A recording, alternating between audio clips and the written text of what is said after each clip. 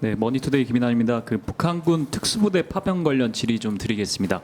그 정부가 그동안 우크라이나에 대한 살상무기 지원 이 레드라인이 그 러시아의 북한에 대한 핵미사일 관련 핵심 기술 이전이다 이렇게 말씀을 주셨는데요. 이번 북한군 파병이 이런 레드라인 기준에 좀 못 미친다고 생각하시는지 아니면 이걸 좀 뭐 세게 넘었다고 보시는지 말씀 부탁드리고요.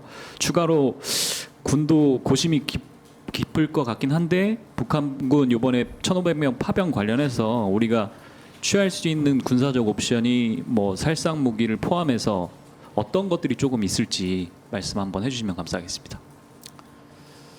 금방 말씀하신 그런 동향들에 대해서는 국방부뿐만 아니라 정부 차원에서 여러 가지 가능성을 열어놓고 예의주시하고 있습니다.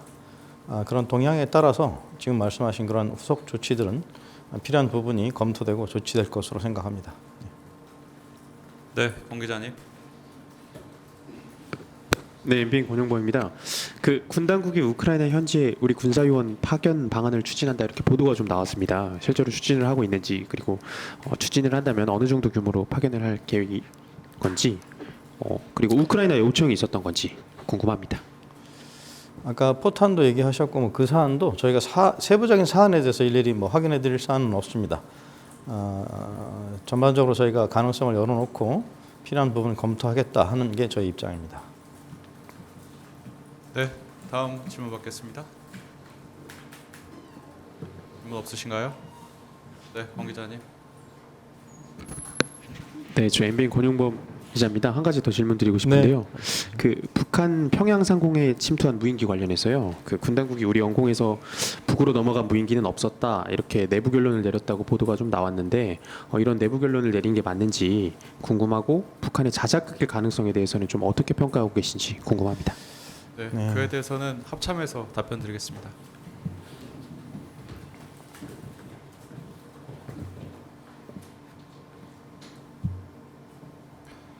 우리 영토에서 북한으로 넘어간 무인기 없다 관련해서 확인해드릴 사항이 없습니다. 북한의 일방적 주장에 대해서 확인할 가치도 없고 대꾸할 가치도 없다고 말씀드리겠습니다. 그 북한의 자작극일 가능성이 높다 이렇게 평가하시는 거죠? 확인해드릴 수 없습니다. 네, 합참에 질문 있으신 분 계세요?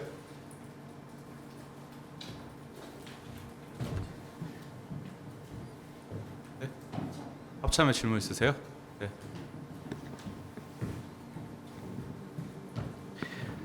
그 무인기 말고 혹시 그러면 북한이 이제 무인기 침범이 있었다고 주장이다. 그 항공기 항적 관련해서는 저희 측에서 이게 넘어간 게 이제 확인이 된 게 없는 겁니까? 확인해드릴 수 없다고 말씀을 드렸습니다. 그 역시 확인해 줄 수 없다는 네. 말씀입니다. 네, 다음 질문 받겠습니다. 네, 권 기자님.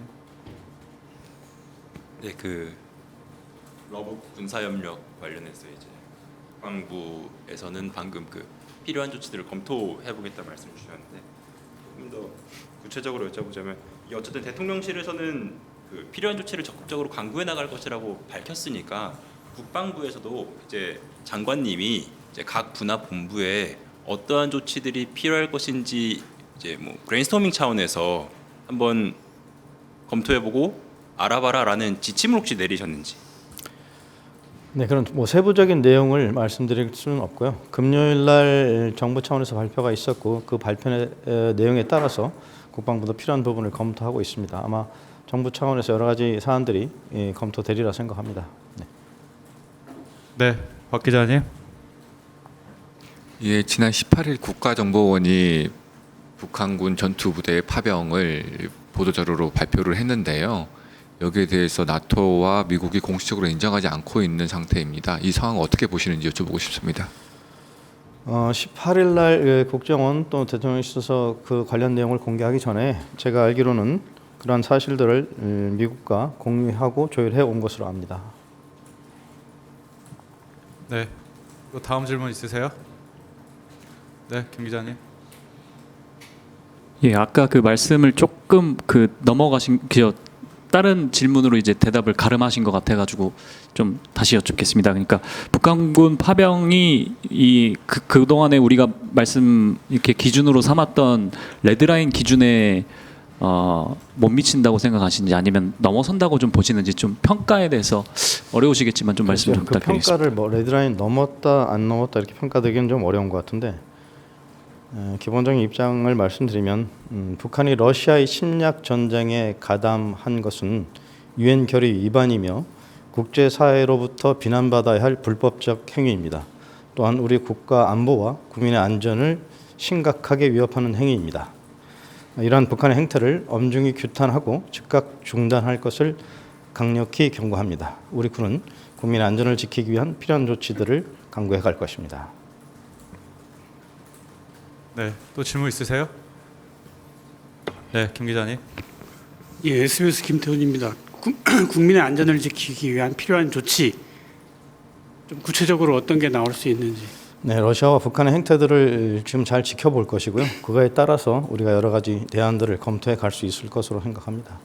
그럼 뭐 살상무기 지원 같은 것도 포함이 된다고 보면 되는 거죠. 다양한 가능성을 열어놓고 관련 동향을 지켜볼 것이고 그런 행태에 따라서 정부 차원에서 또 국방부와 함께 논의해서 필요한 조치들이 검토되고 강구될 것이라고 생각합니다.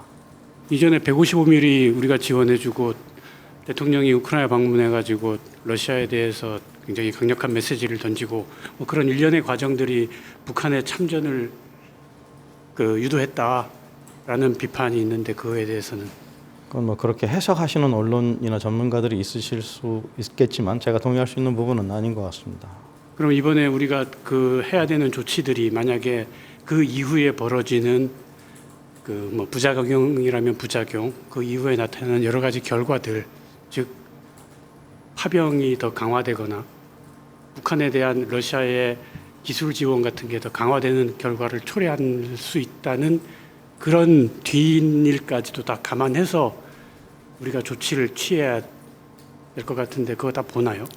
어떤 말씀이신지는 알겠는데요. 저희가 어떤 조치를 취하고 그 이후에 일어날 결과를 걱정하기에 앞서 지금 저희가 어떤 대응을 해야 될 필요성이 생긴 북한과 러시아의 불법적 행태를 보셔야 될 것 같습니다.